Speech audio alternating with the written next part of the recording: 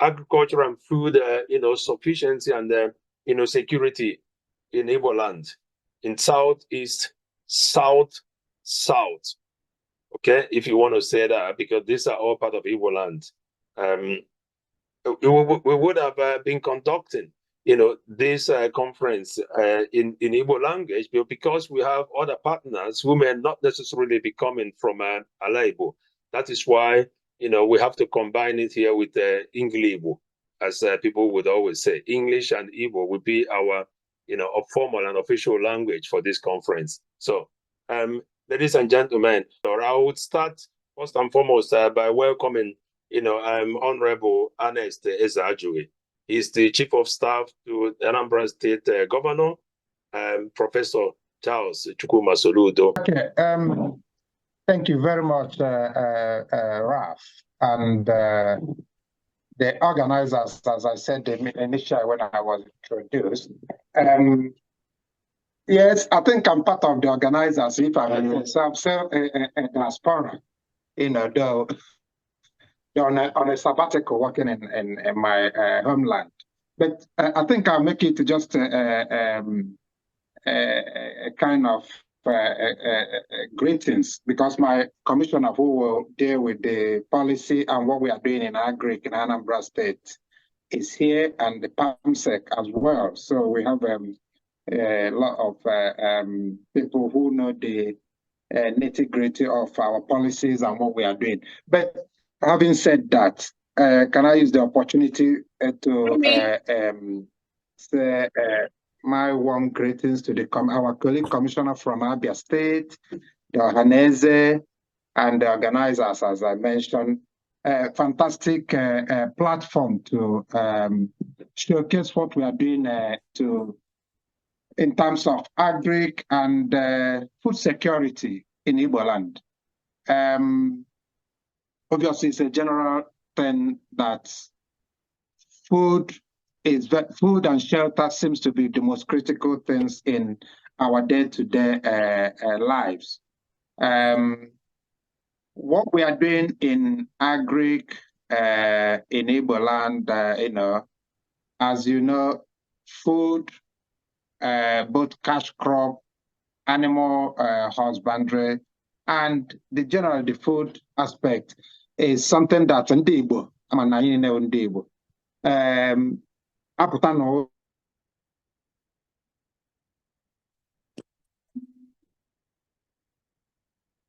I think it's frozen. Oh, are you still there?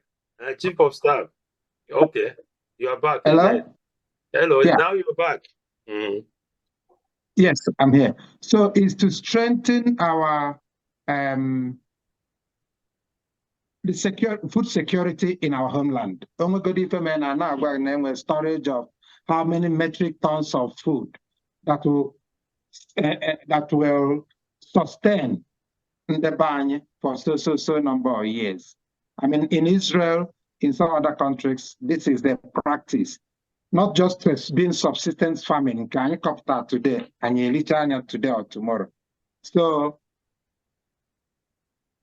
as I said, my commissioner, what we are doing in agri in Anambra State, I don't want to go into that because now somebody who is behind me who will go about our policies on coconut, our policies on palm, how much we've, the quantity, the number we've given out in 2022, 2023, and what we are going to give out in 2024, including the rare varieties. That's a whole lot of things we are doing in Anambra State as a state policy in agri. I don't want to go into this so that we don't get repetition. But to our sister states in the southeast, Abia, Imo, Ebonyi, and Enugu, I think we will have that collaboration, working together with the commissioners of agri, with the state governors, with the chief of staff. So the entire state will have this collaborative working, so that we, at some point, we'll be looking at how many thousands of hectares of food are we cultivating in a year. How many are we doing? Michael Akbara at the former Eastern region did it. And the palm production, the proceed from palm oil, palm kernel, in order to build Southeast. So why not now? With the technologies, with the wealth of experience, with the exposure of our leaders, we can even do much, much more. So I'll make it as brief as this so that we allow our experts in the Commissioner for Agri from Abia, Commissioner for Agri from Anambra State, and other experts. But to take a message, our homeland is safe to do this. Some people will hear it from a diaspora that this is happening. Yes, I was a mayor of Brent in United Kingdom. Even at Brent, even in London, and we're stabbing, and we're this. So our homeland is safe to that extent that there are some minors and some small things that are happening. But that will not deter you from coming and bring that for the greatest farmer in United Kingdom, the greatest farmer in United States, to come and develop homeland. That is what I'm charging our colleagues. Onye mara onye anwụ ya akpọta from diaspora. Ya bịa nye 1,000 hectares, 4,000 hectares, 5,000 hectares to come and do mechanized agriculture. So this is where we'll be going. And this is what I'm charging this audience, this platform, to use your contact abroad to bring people who will do mechanized agriculture in our homeland. Thank you for the opportunity again. And I'm happy to see this program move from this phase to another, so that it may be a yearly event or every 6 month event, so that we review where we are, trying to bring food and agricultural security conference to be a consistent event. I'll keep it there.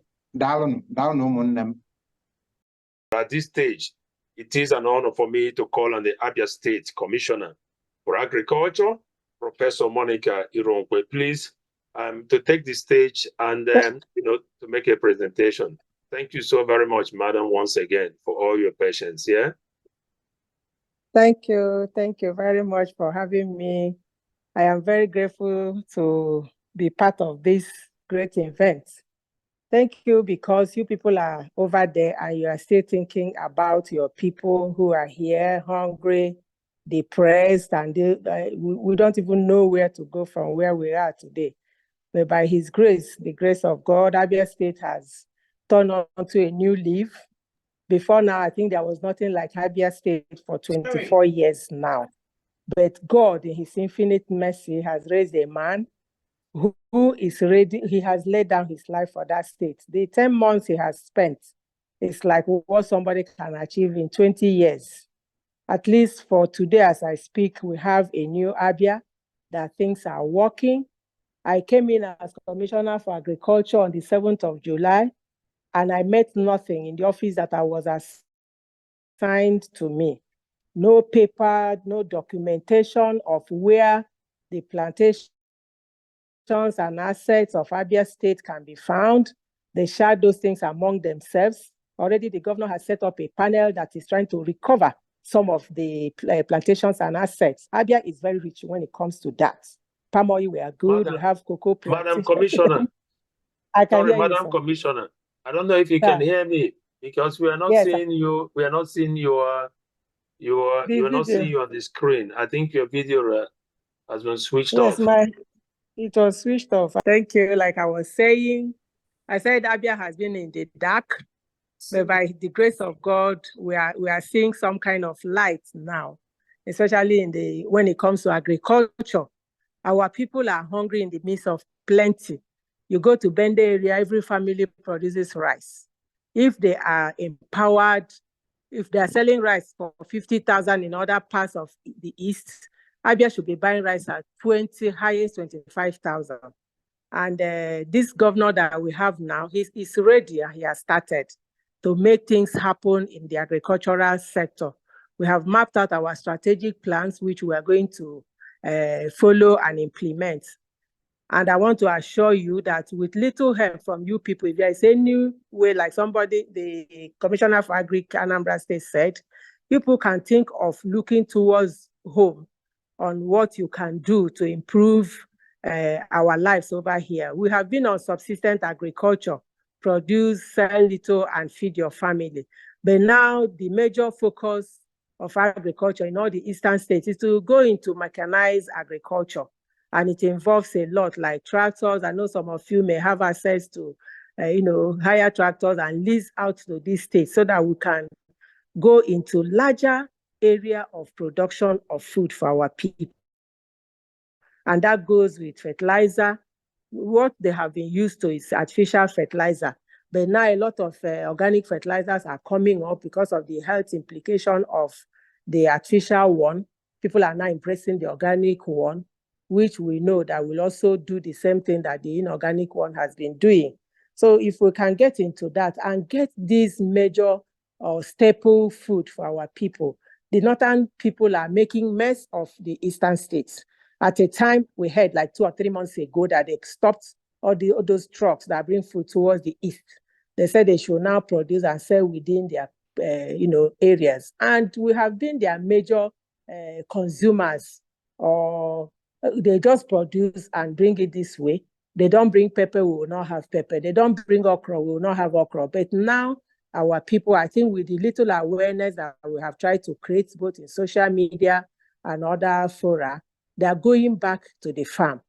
In those days when we were growing up, we saw our parents going to the back of the house to pluck vegetable, okra, pepper to cook. The only thing they were buying from the market was fish and crayfish. But we relaxed with our education and all that we thought we had acquired. Now it has dawned on us that, yes, the education is okay, but we still need to go back to our mainstay, which is agriculture. We must do the two together so that our people will not be hungry depending. I was happy to hear the man that explained planting yam in bags. I also do it in my farm. I'm not just a lecture room professor. I have my own farm, integrated farm with both crops and animals. And it's the same thing that we want to do in Abia, which we have already started. The governor is training a lot of youths. We have a lot of training centers like CSS Farm in Nasarawa, owned by an MPC man, Professor Okpara Kennedy. He has a very large integrated. I've been there. He processes about 10,000 broilers in a week. The man is doing magic. He's doing what he calls end-to-end agriculture. They don't buy anything from the market. They use newspaper, empty cartons to turn on their egg crates. So they do everything there. He's employing over 5,000 workers. He's there with the wife. They are doing wonders. We are inviting them. By next week. We'll be sending about 284 youths to CSS to learn this integrated farm greenhouse and other new technologies. And by the time our youths are training, that they will come back, and by then we would have had integrated farms where they will be put to work. The administration that was in Abia before now, they trained about 24 youths, paid 350,000 per person. They came back, no farm for those youths to go into and work. So some of them have been coming that if anything is started in that area, that they should also be called. A lot of things went wrong, but we are here to right the wrong. And I know that God will help us. We have a lot of things put in place, trying to get investors from overseas, all these multilateral agencies. They have started coming into Abia to help us.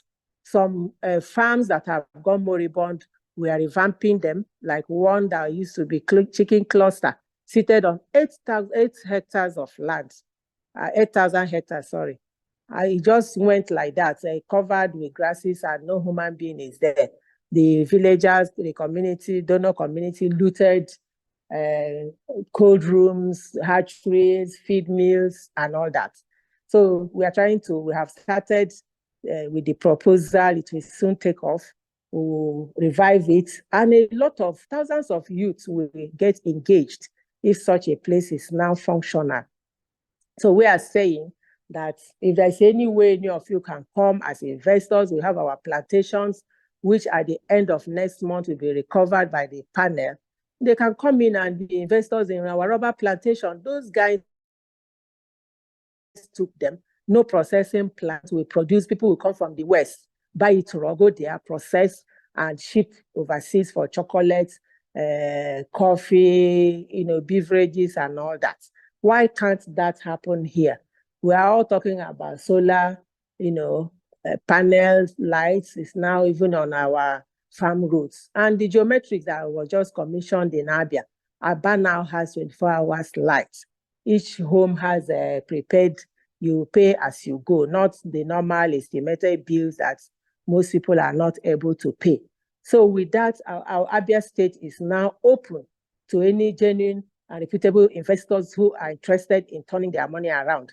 And with the kind of people that the governor has selected as his hand lifters, we are genuine.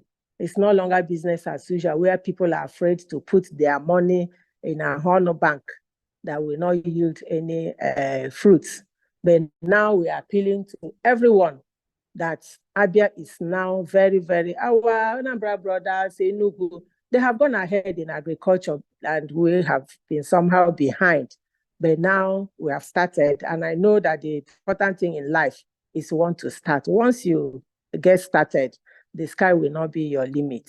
So I'm also advocating that anyone who is interested can make a proposal. Call me on phone if you can't come. We'll discuss if it tallies. You come and invest your money, and you will see your money being, tripled or replicated in whatever area you will put it into. So I'm grateful that this type of group is existing. Exploitation. Some few individual farmers who have made exploits in their private farms, they cannot export anything to the outside world because the kind of agencies we have here, they make it very difficult. So our people go up to Ghana to export some few things they have been able to produce. It's not supposed to be like that. A good this thing should be put in place where you're able to produce what is acceptable. We have quality control that we man whatever we produce, make it to meet up with the standards of the international market. It should leave from Nigeria, not to go through Ghana, Cameroon, and all those countries that we have been above before. It's like they are now above the eastern states because of marginalization, poor leaders, poor management system. People are just out there to look, grab. They don't consider the poor masses. When they come during Christmas, they slaughter cow, cook for them, and go and come again the next Christmas. It's not supposed to be like that. At least each family should have enough food to feed the family and sell, also make income that they will use to do other things to improve their standard of living.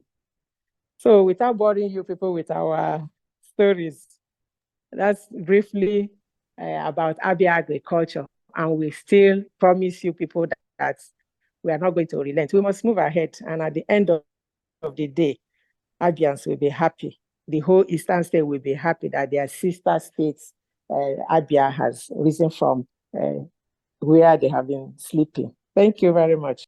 I would like to introduce another person who is not only just here to tell us what we're going to do, but is also into what we are talking about. That's Dr. Ihejiofor. He's a medical doctor and a big-time export-oriented farmer in Anambra State. So please help me to welcome Dr. Ihejiofor. Yes, he should be here. He's the Honorable Commissioner for Agriculture in Anambra State. Thank you so very much for putting together this platform, this get-together where we can dialogue and look into the present and the future of the Southeast region. It is quite heartwarming that you being in a place where food is abundant, are thinking appropriately about our homestead, because without food, it is the security of a nation or a people is actually compromised. Ndigbo si n'afọ ekweghị okwu zuo ike. So once you don't have food, people tend to take risks to get something to eat. You remember the story in the Bible when Samaria was besieged. The lepers took their lives in their hands. They were ready to go and die just to get food. So what you are focusing on is very appropriate. In Anambra State, we've been very fortunate over the years to have successive governments that are quite responsible and committed to increasing dimension and degrees to the welfare and well-being of our people. The immediate past government indeed invested quite a bit in partnerships that support agriculture and infrastructure that are meant to up the productivity within our region, but is far, far below what is needed. We are most blessed to have right now the person of Professor Charles Chukwuma Soludo as governor of Anambra State, because the man that is very analytical and very intentional in his thinking and deployment of solutions. In agricultural sector, he has a bird's eye view of all that is required to get things running and get Anambra in a sustainable food security. Now, I'd like to come from the periphery to the center. Our social agenda is targeted at helping the poorest of the poor, and most of them are farmers who live in the rural areas. You know about the free education, the free antenatal and delivery, the health insurance scheme that the state has deployed. All these are deliberate initiatives to put money into the pocket of the farmers and enable them, have money to invest in their livelihoods. Now, moving from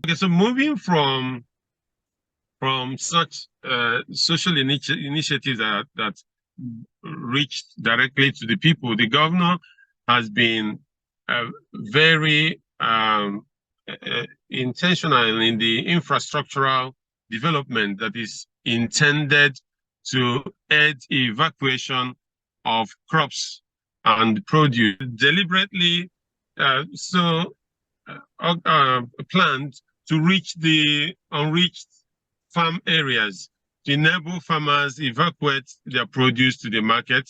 Part of the reason we have shortage and spiraling food inflation is because of post-harvest losses. And when you have access roads to the farms, and that gives the farmers opportunity to bring out what they produce, have money to plant in the next season. So we have, governor has awarded, and we have under construction right now over 400 kilometers of roads. Now, besides the road infrastructure, we have irrigation infrastructure, which the state is executing in partnership with intervention programs within the state. There is the one with federal government that is called ATAPS 1, which is, as we speak, developing, revamping a moribund irrigation pumping station in Ifitogwari in the northern part of Anambra State. That irrigation pumping station is targeting about 10,000 hectares of land. So we have investment in infrastructure, particularly irrigation infrastructure, that will help to more than quadruple rice productivity and other related staples within the state. Recently, we have an expression of interest that's been sent to the Federal Ministry of Water Resources, because they are willing, through the Anambra Imo River Basin Development Authority, to help revamp moribund irrigation stations across the state. besides the one in Ifitogwari, we have one in Oboji, another one in Ufuma. You had the the chief of staff mention the investment in oil and coconut palm produce in the state. Yes, this is a deliberate socioeconomic intervention of this government that is intended to lift people out of poverty. The way it's been executed, given our nature of land tenure, where people divide lands to as many men as there are in the family, it is not an easy thing to get large expanse of land where you can develop plantations like it was done during the Emma Okpara days.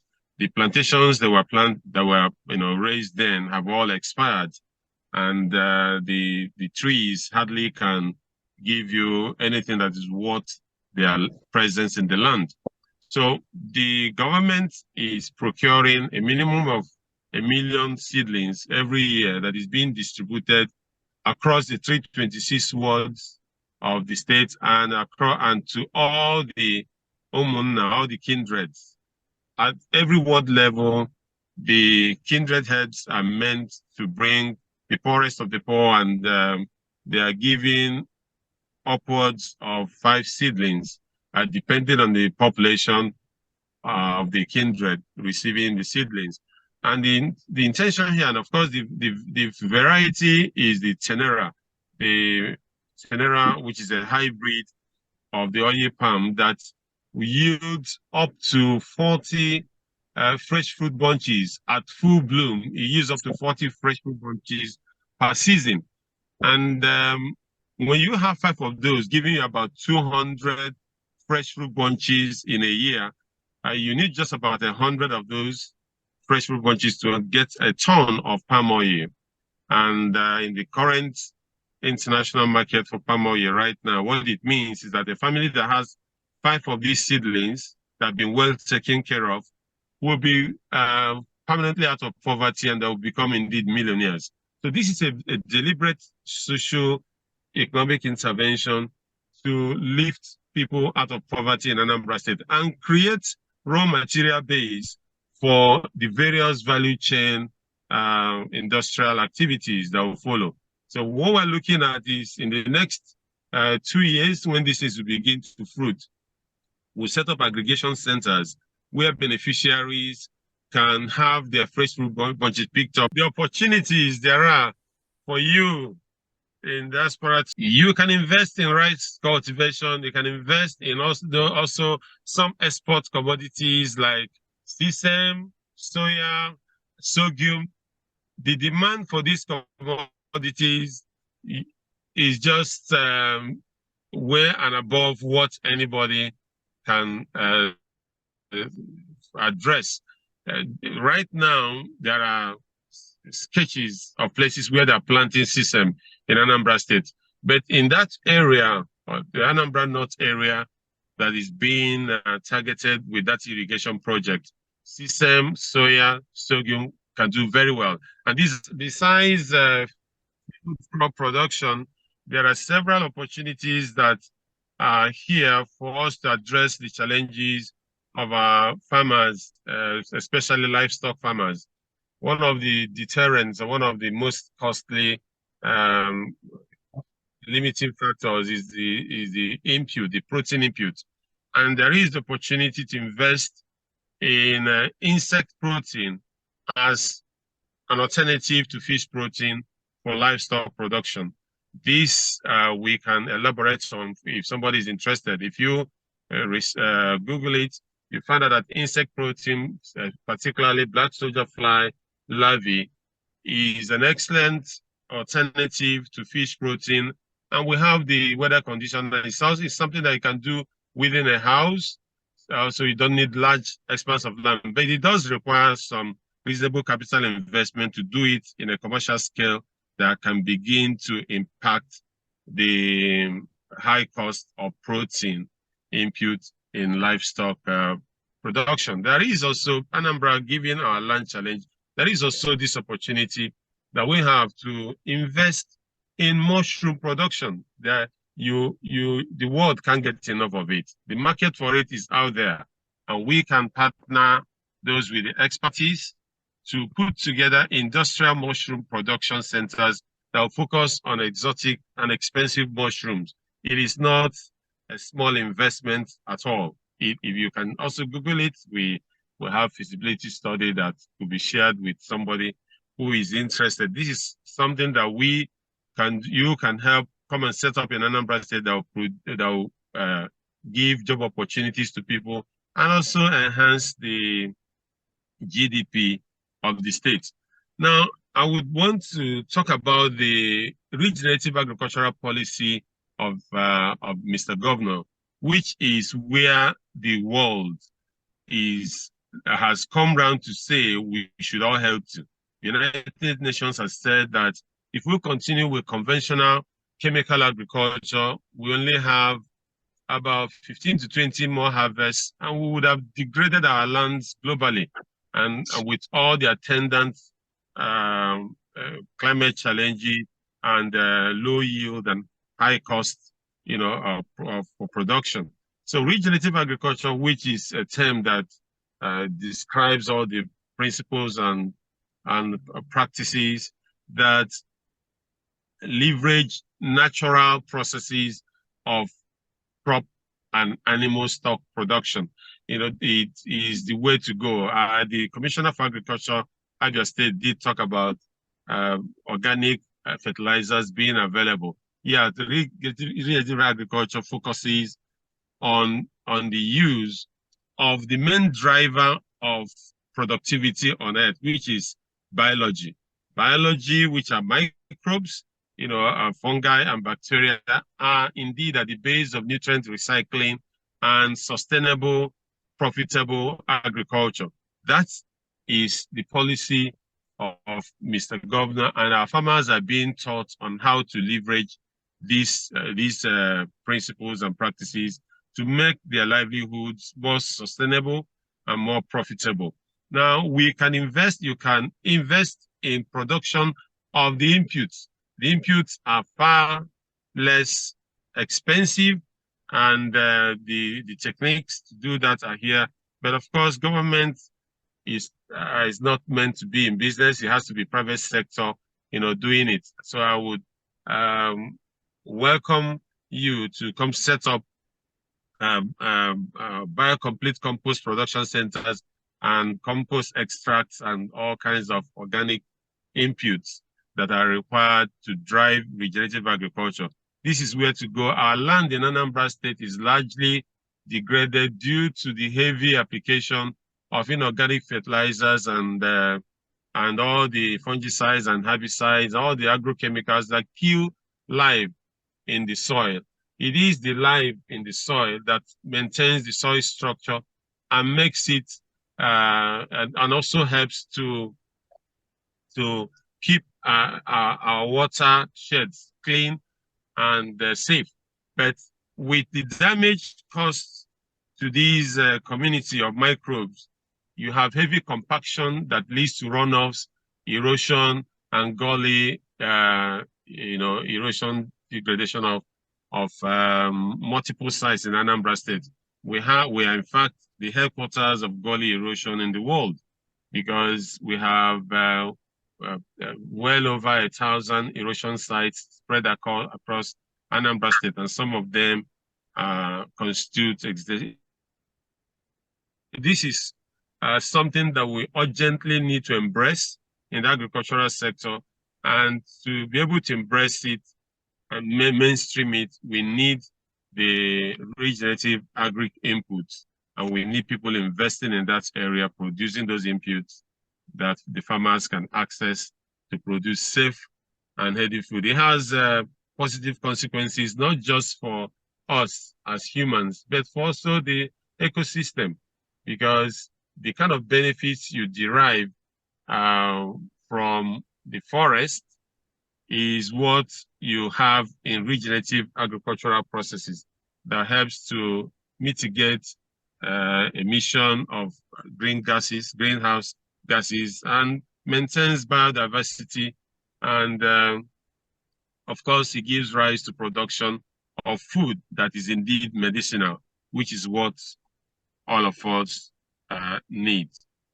Now, besides the infrastructure that I mentioned, the irrigation, the roads, we have empowerment of farmers program going on through partnership with intervention programs of IFAD, IFAD, which is International Fund for Agricultural Development, and World Bank, and some other intervention partners who are empowering our farmers with training on how best to do their business and building things like processing centers, and empowering them with things like pumps for dry season farming and the rest of it.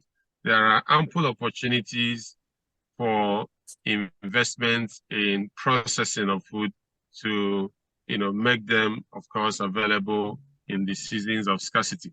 Now, I mentioned that there are commodities we can grow for export. Besides that, right now, what we have on ground, vegetables and the rest of it, can actually be processed and packaged for export. Exporting to places like America is not that difficult because they have a deliberate program that is aimed at encouraging the African economy. The African African Growth Opportunity Act, which is AGOA, allows you to export food items to America and without paying any duty. In fact, the process of registering and being certified to export is not that complex. However, you need to process this food. For instance, the vegetables, if you want to do them dry, you need to have a commercial size dehydrators, and it's not a very complicated process, but it does require money and is an opportunity for those of you thinking of investing home to take up.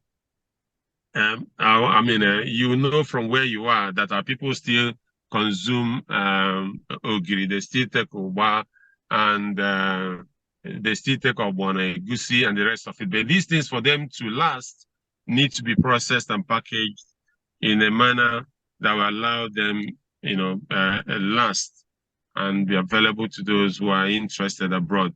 So yes, there is opportunity to invest in processing and packaging. And as for exporting them to places like America, food items are quite welcome over there. Now, at the kind of yam we can export there, we can also grow here. But part of investment opportunity there is in yam is to create the seed yam. The seed yam is something that our people keep going to the north to buy every year. And I think that is not right. It's not sustainable. We should develop large stock of seed yam here. We can use the mini-set technology and tissue culture technology, which is being well developed in IIT. Oh, okay. So seed yam production is a business opportunity that is quite lucrative, and I can vouch that it is so. If somebody's interested in investing, we can provide the guideline for that investment. And of course, there is ample opportunity to invest in the tree crop plantations, besides the ones distributed on social model. You are quite, it's a very profitable venture to invest in developing oil palm plantation and coconut plantations, which will be part of this ecosystem of industrialized processing and value chain activities that we're looking forward to become the order of the day in Anambra State in a few years to come. That will create fiscal resilience for the state, apart from, jobs and money in the pockets of the investors. So I would want to pause here, and maybe during the interactive session, a number of the things I have not mentioned due to the distraction created by this technology failure could bring them up again. Thank you. And I want to thank the speakers for all these wonderful opportunities presented to us. As a matter of fact, in ASU UK, we part of what I'm visioning to do for Anambrarians here in the UK is to set up a robust Anambra diaspora investment platform where we don't just talk the talk, we do the doing.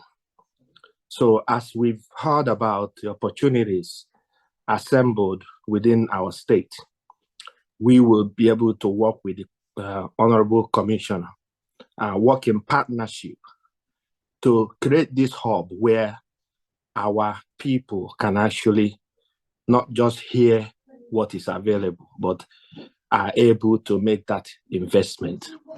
But our people often have reservations with regards to making investments back home, and they want to be reassured that they are secure with their investment.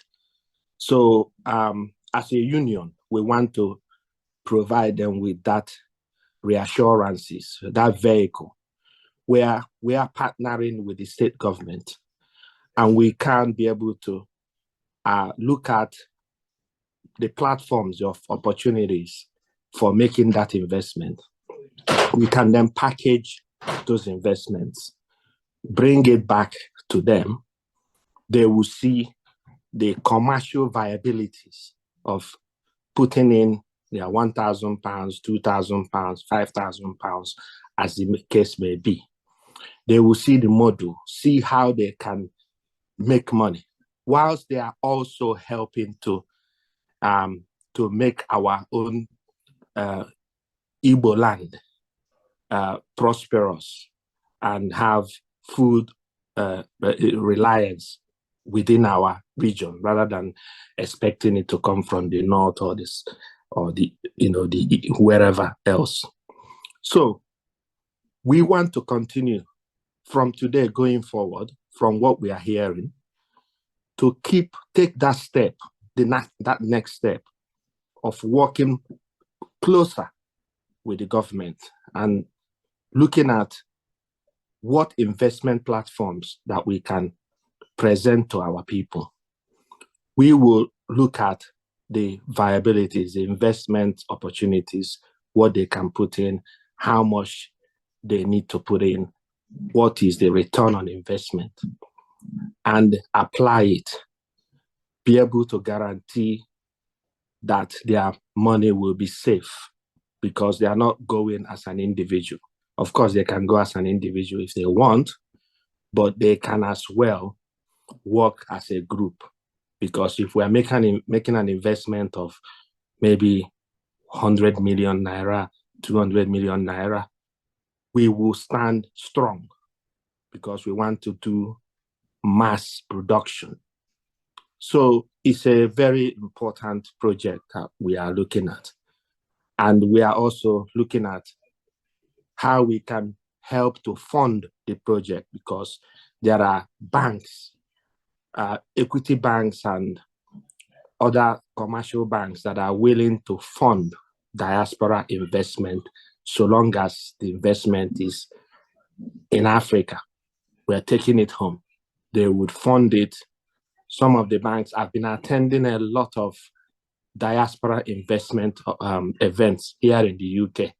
And there are so many opportunities that we can assemble together to help people, even if you don't have a lot of money. There's a way you can raise money to invest back home. One of the presenters that we have in this conference, a very important one, someone who is already doing what we're preaching, Mr. Chris Wolisa. He is the CEO of, GCON, Hydroponic Farm Limited. So, Mr. Chris, if you're still here, please, the floor is yours. Okay. Good evening, everybody, or good day as the time where you are may apply. My name is Molisa Christian, and I apologize for this rush because I'm about to board the flight. And I appreciate the organizers of this program, and I also appreciate the participants. You people have given me so much encouragement. Like I said, my name is Christian Molisa. I'm the CEO and founder of Gaikon Hydroponic Farm. At a Gaikon Hydroponic Farm, we farm without soil. We farm all kinds of leafy vegetables and fruiting vegetables without soil, practically farm on water. If you were here from the beginning of this program, you will see when my video was played. I wouldn't need to start showing the video now because of time. But I want to take this time to highlight the importance, the advantages of hydroponic farm over soil farming.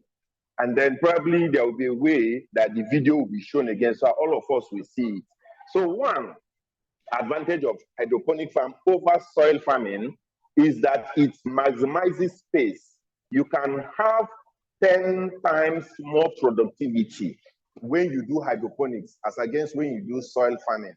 Because in a space where you can normally have 1,200, let's say, tomato plants, when you do on soil, with hydroponics, you will have over 7,200 plants in the same space. And then each tomato plant actually produces more. I mean, in terms of number of fruits it produces. It produces more if the one on soil is giving you 30 tomato fruits per plant. The one where the plant is going to give you over 50. Also, when it comes to the quality of the produce, please pardon the noise where I am.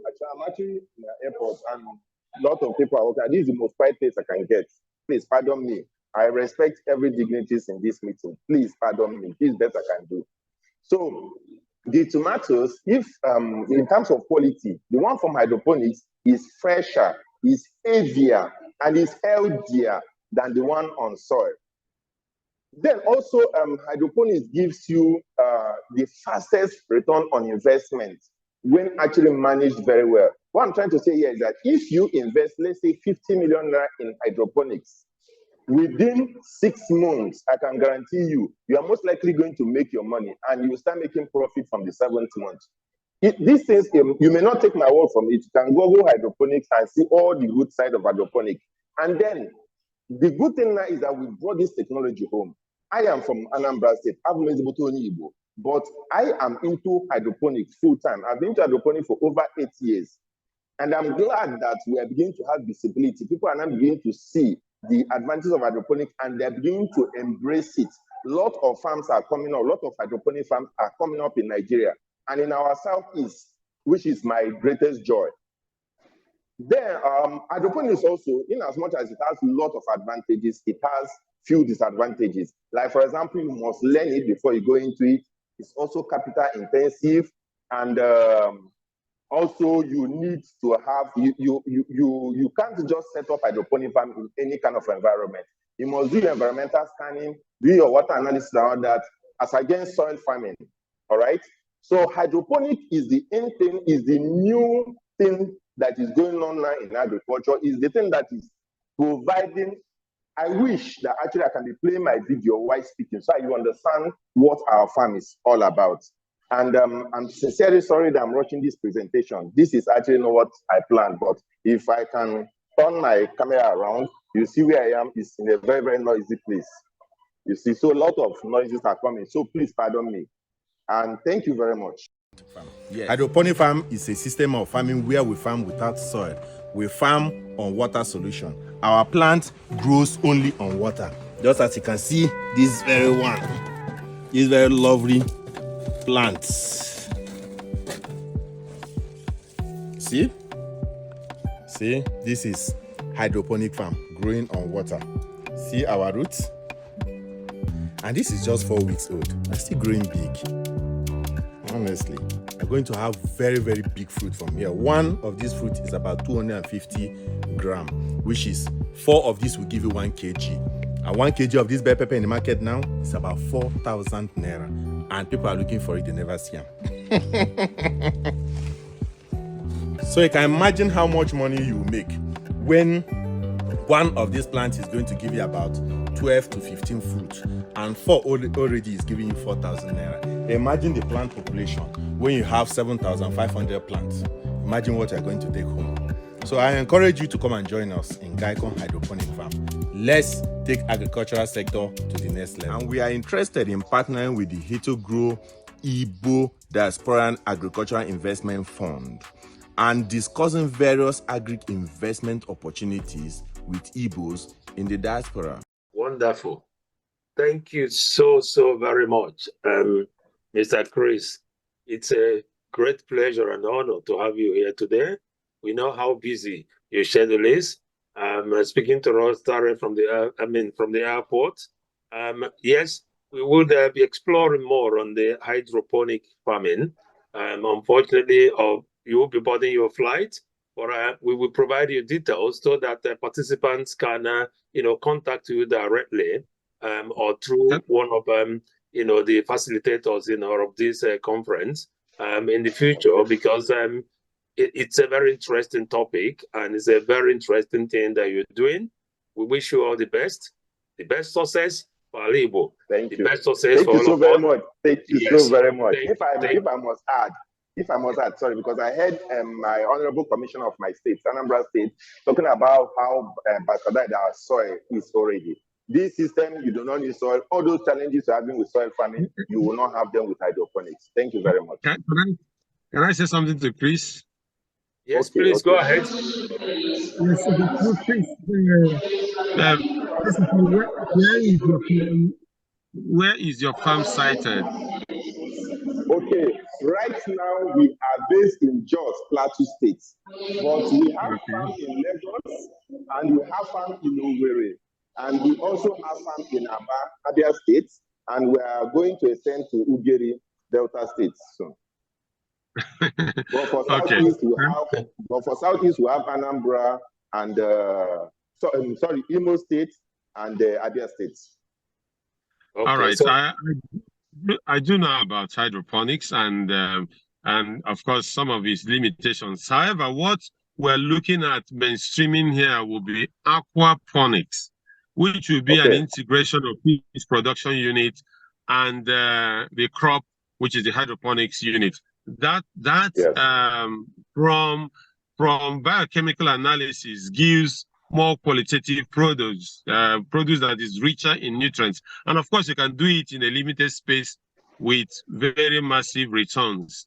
So I'd like, if it is possible for you to, make your experience available. I mean, it's all we need to do is to link the the aquaculture unit to the hydroponics and have aquaponics.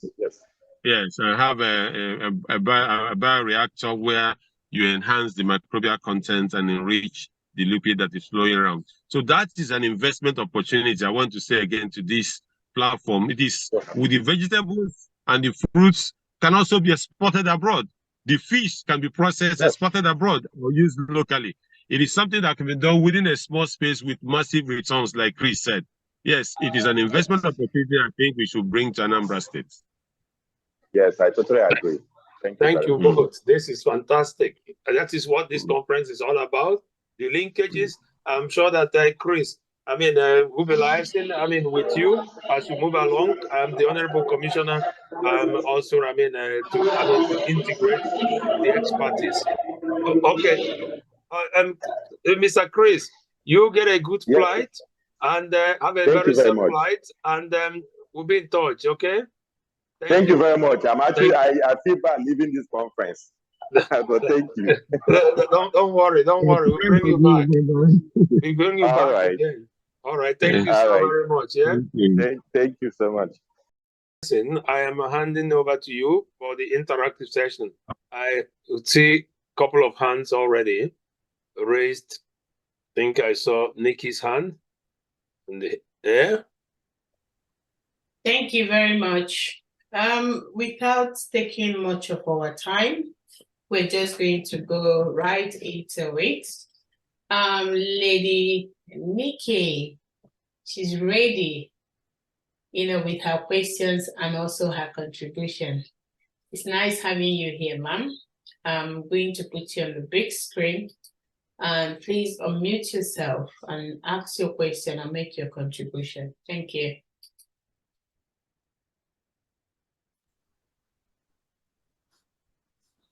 Yeah, good afternoon, everyone. My name is Lady Nikki Emelike.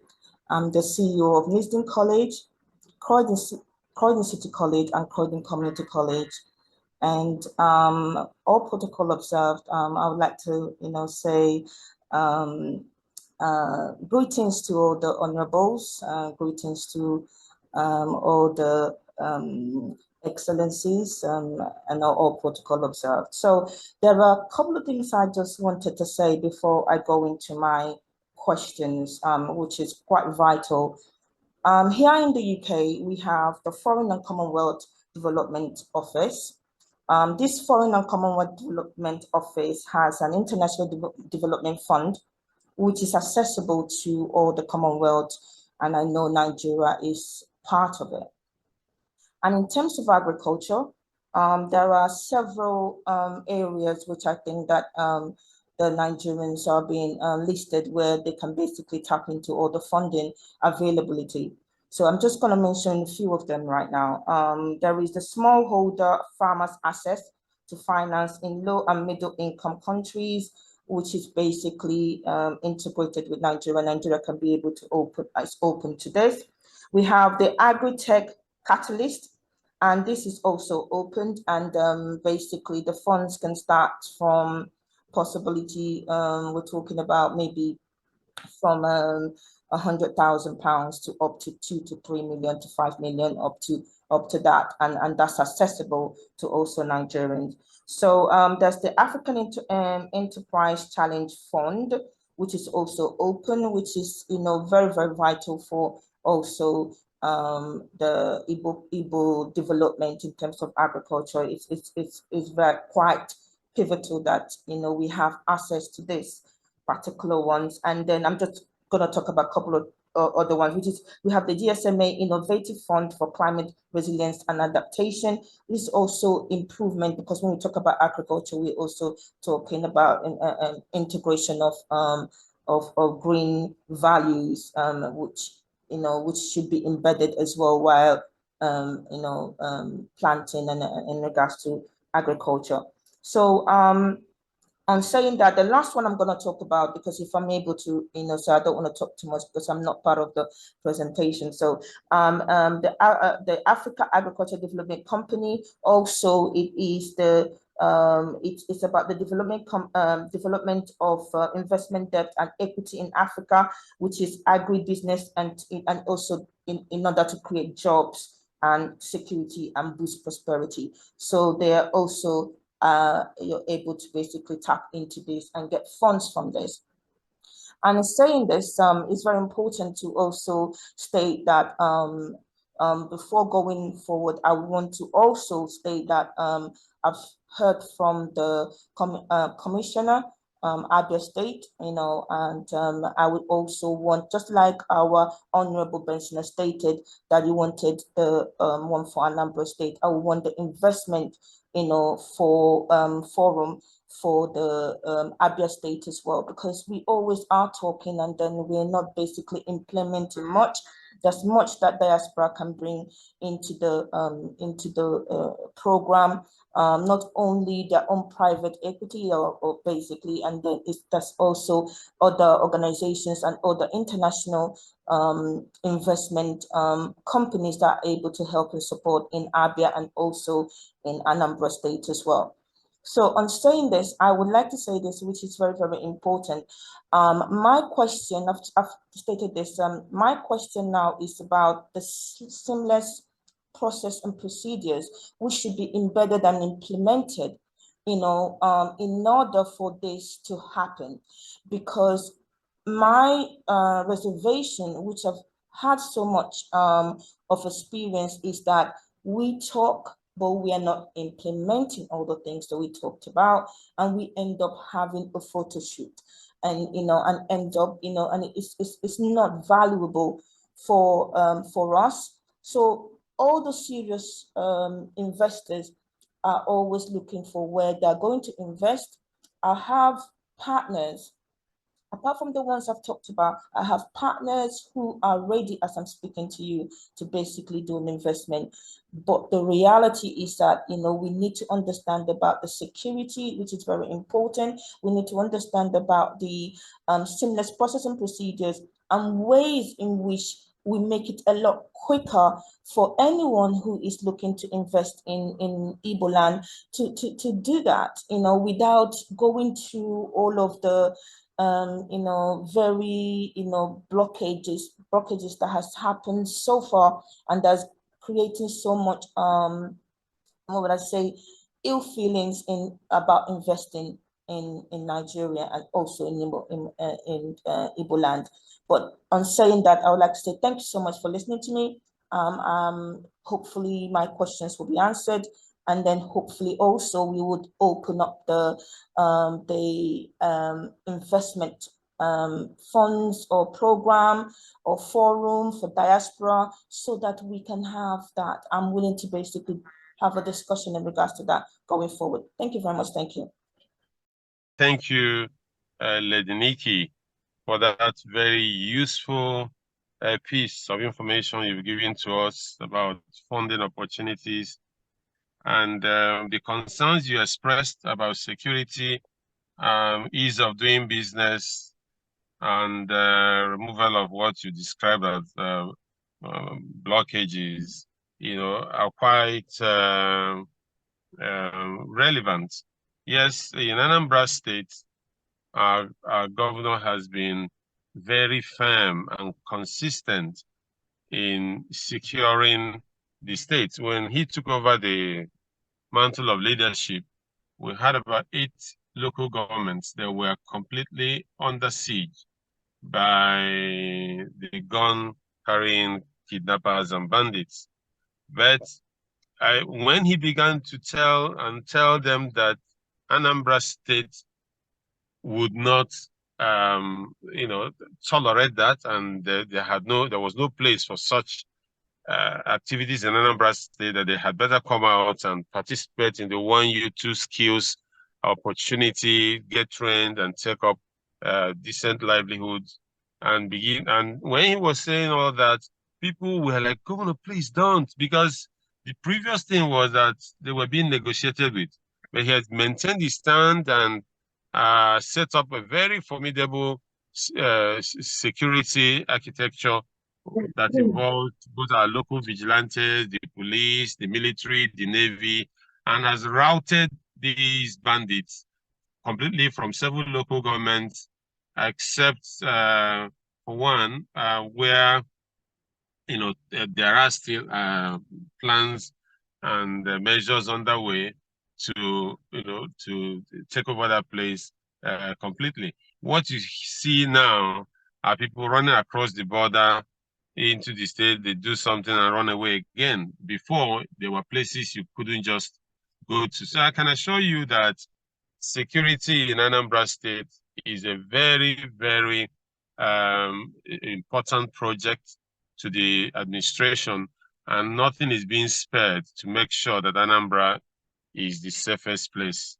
in Nigeria. As for ease of doing business and seamless investment processes, we have in place the Anambra State Investment and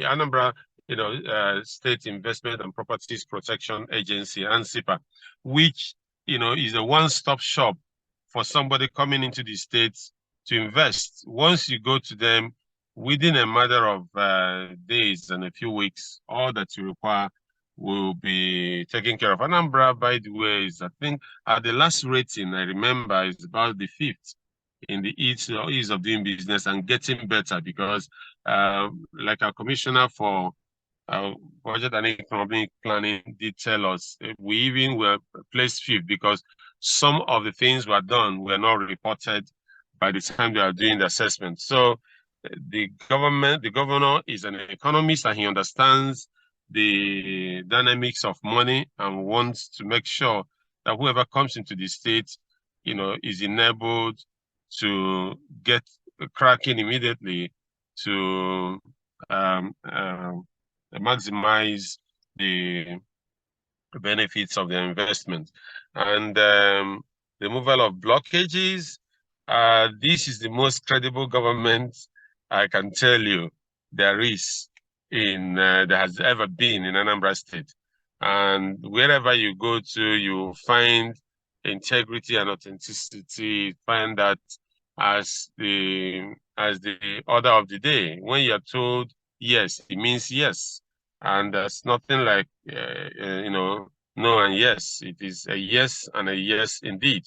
Once you have a yes from this government, you can go and put it in the bank and be sure that nobody will be allowed to stand in your way. I think those were the questions I had raised. If there's anything I'm missing, I stand to be so correct. Do we have more questions, please?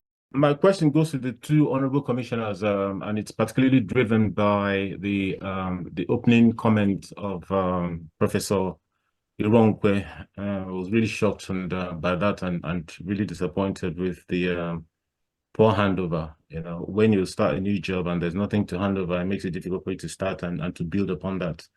And so my question then revolves around the issue of data and measurement of agricultural output and production in Ndigbo generally.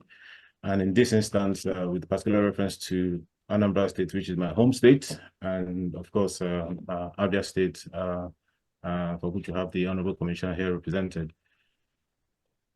So, Honorable Commissioner, Prof. Ironkwe, I don't know, so since you didn't inherit anything, I know the time's been short. What measures are being taken now to ensure that the structures are in place and the data for agricultural output is being collected? And the reason for this is because for somebody like me who is looking at this from an institutional investment perspective, and also as an analyst of data and writer of business proposals, and as someone that tends to have very heavy technical deliberations with investors, it's important to have data because the data is the basis of investment. If you're investing, you need to be able to know what your risks are, what your return is. And without that data, it would be very, very difficult to get to do that. So is there anything being done to ensure that we have processes in place to capture that level of information in terms of agricultural output for different cash crops? And is there anything in place to ensure that these are increased come next year? He asked yes, his questions are very valid. We came, even the sizes of our plantations, we are not aware of what they are. We've tried to engage a company, a technological company called Kitovu, and we need more of such technology companies to know the sizes of our plantations, the assets that are scattered here and there, even enumeration of our farmers, how many rice farmers, cassava farmers do we have in the 3 senatorial zones of Abia State? What size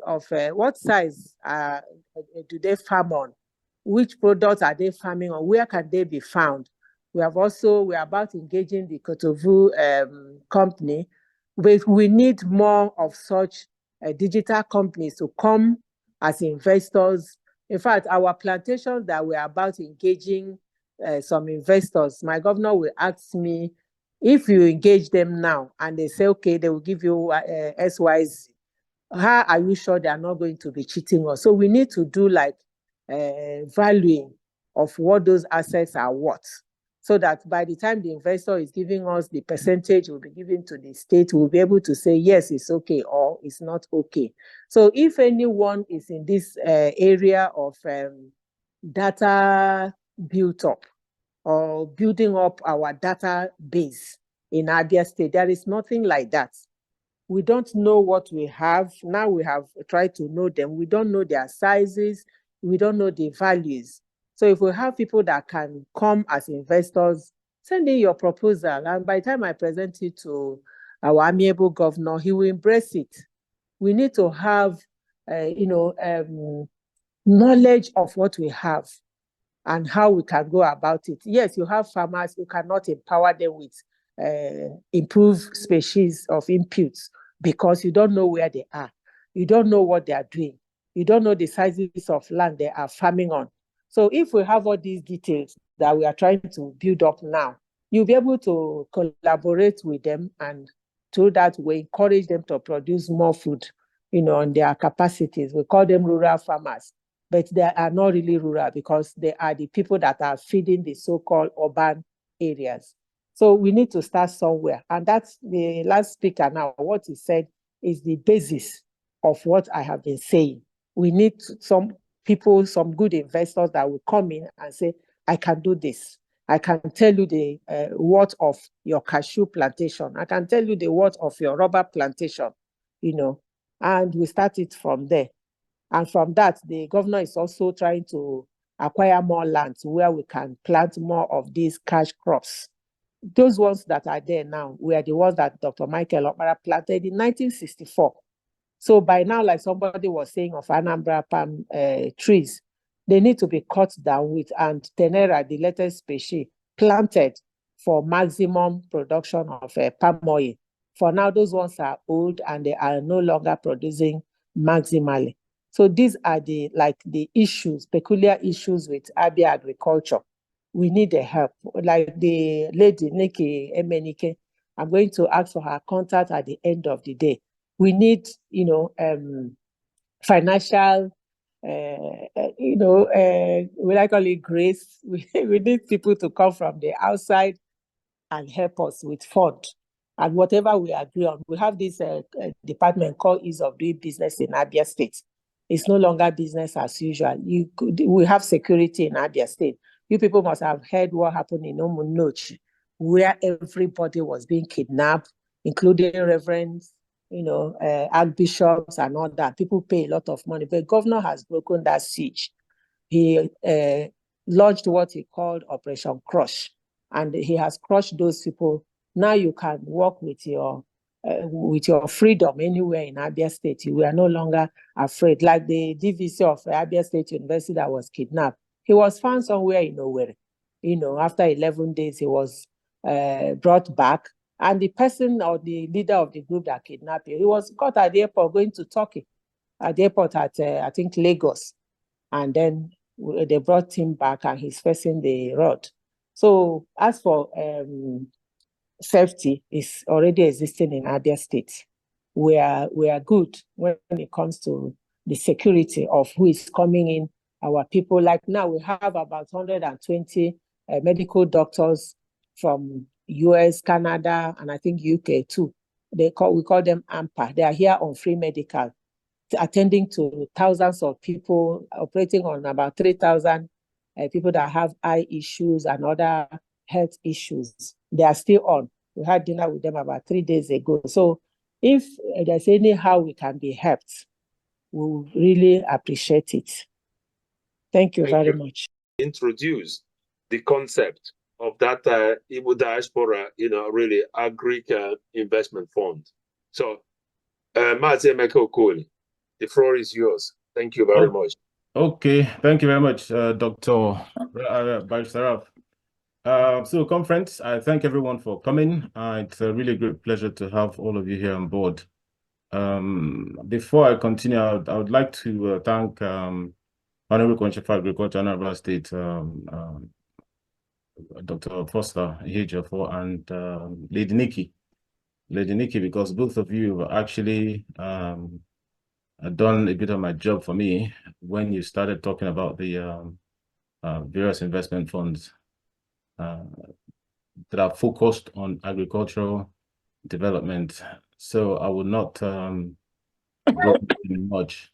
But let me just say, first and foremost, that the basic driver for this whole fund, for this whole project and this conference is really that I kind of felt that in Igboland, we've kind of suddenly started developing a tendency, which I think is dangerous. And this is a tendency of doing palliatives, abruptly.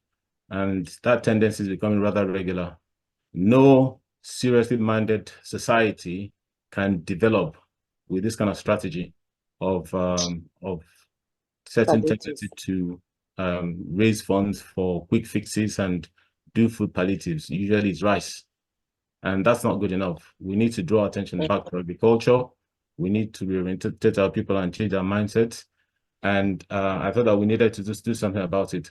So the concept of this fund really is an investment fund that is geared towards really focusing on attracting hard currency investments, using HetoGrow, the investment fund, as a platform to then channel these funds into very specific projects in Ndigbo that are geared towards agricultural development, both from the farmland and onto the kitchen table. And ever since I've started talking about it, I've seen all kinds of business opportunities from A to Z.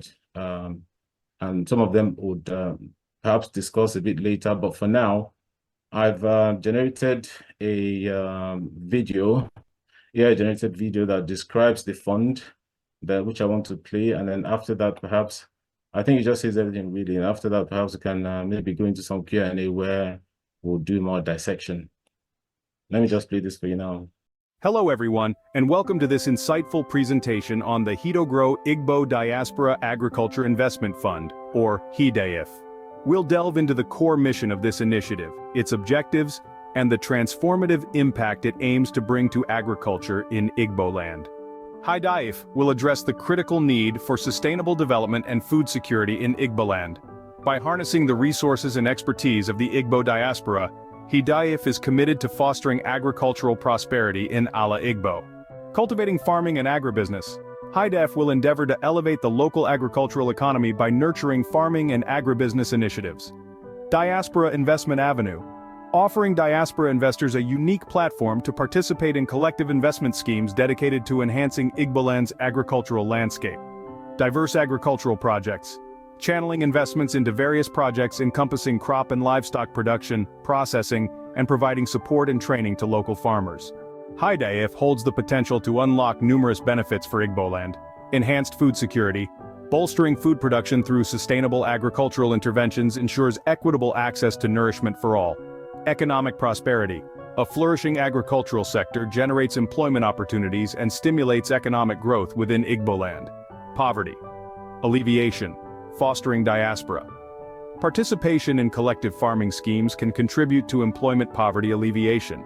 HEDAIF's investment strategy focuses on agribusiness across the value chain. Diversified farms. Investing in well-managed farms to promote year-round farming and agricultural productivity. Equity in assets. Direct investments in agricultural assets including solar-powered farming equipment and partnerships with cooperative societies. Operational opportunities, exploring avenues for growth in the agricultural value chain system. Collective investment scheme. Interested individuals can invest affordable monthly amounts, pooling resources collectively to support specified agricultural ventures, fostering inclusivity and incremental growth. High net worth. Investor opportunities. High net worth individuals can invest lump sums into designated agribusiness projects. The fund can also facilitate self-managed agricultural projects for individuals that may be interested in setting up their own farms. Institutional investor partnerships.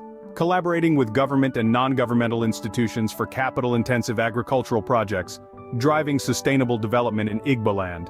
Note that the value of every investment can go down as well as up, and past performance is not a measure of future performance. Thank you for watching. To learn more about HEDAIF, please visit hetogrow.com and select funds. Let's work together to sow the seeds of progress in Igboland's agricultural sector. Spread the word and be part of the journey.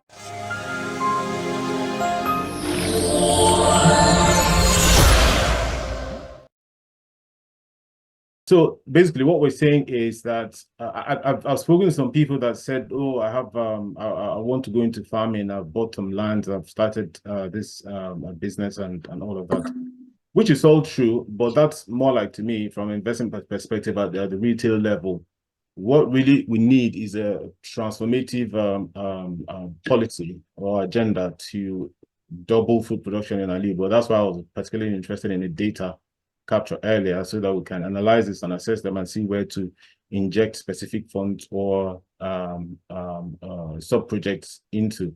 So this fund is designed to be more like a bridge, because we have our people in the diaspora who really want to invest, but they don't know how to go about it.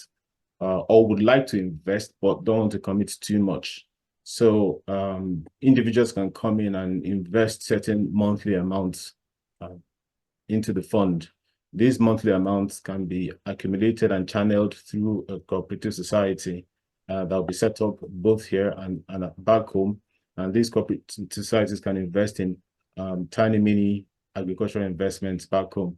You then have the high net worth individuals. Somebody might say, look, you know what, I want to have like 100,000 pounds or 200,000 pounds. I really want to set up my own farm, but I'm not physically present on ground. I don't know how to go about it. So we can link such people up to people like Chris. You saw Chris earlier, the CEO of Glyco. He's been on the ground for 8 years. He has a wealth of experience. So by the way, Chris also has a training program where people can sign up and he will train them to do what he's doing in very specific areas. So, and this training is really very important, because if you don't know what you're doing, if you just jump in because you think you have money, you don't know what you're doing, you go there, you lose your money. You lose your money because there are risks to agriculture, there are risks to farming. You have risks from weather, you have risks from diseases and crops. Your crops can wither and die. We also have risks from lack of application of the right chemicals or the right ingredients to boost your harvest. So these high net worth individuals can come and we'll challenge them to people like Chris. Chris is not the only one. There's some other people as well. In fact, there's another young guy with a young company in Abuja. He's at the higher end of it, or the kitchen end of it. What they've done is that they developed a technology locally that monitors your, the gas you have in your, if you have a cooking gas at home, sometimes the gas runs out, you don't even know. You buy it and you install it, you start using it, but you have no way of knowing for sure how much gas you have left. So these guys developed a technology and they approached HetoGrow to partner with us in terms of the solar aspect of it, because we have solar power banks in Nigeria. So you plug this into your gas cooker and it helps you to track and monitor how much gas you have left, so you don't run out midway cooking. And then on the other side, we have people that are interested in setting up, what do you call them now? SMEs, tiny little SMEs, to do various projects. For instance, setting up oil mills, okay, to boost production of and processing of palm oil. There are various equipments that have been presented to me, which we're working on at the moment. There's also opportunities to invest in cassava processing as well. So this fund is there to help to bridge the gap and also to invest in very specific areas, collaborate with the government, because we all can't sit down and look at the government.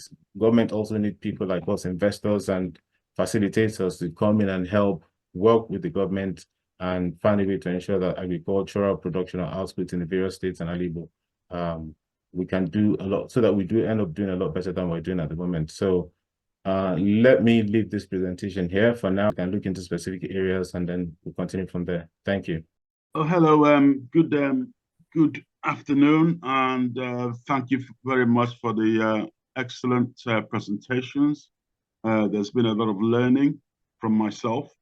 My father died and left thousands and thousands of acres back in Nigeria, and so one has been racking one's brain to look at what strategies to get the most out of that, those pieces of those acres and acres of land and hectares of land. So it's been interesting listening and picking up ideas. One question I'd like to ask, it pertains to manure, because I'm quite interested in the yam plantation in bags, because that in a way gives a certain level of accountability. I'm a data man myself in London here. I'm a computer consultant and a computing teacher. And therefore, accountability and data is very important to me. So I'm quite interested in the plantation of yams in bags, because one can count and almost calculate how much bags, how much yams, how much manure, and hence come up with a certain level of data. So a question to Mazi and others is Hold on.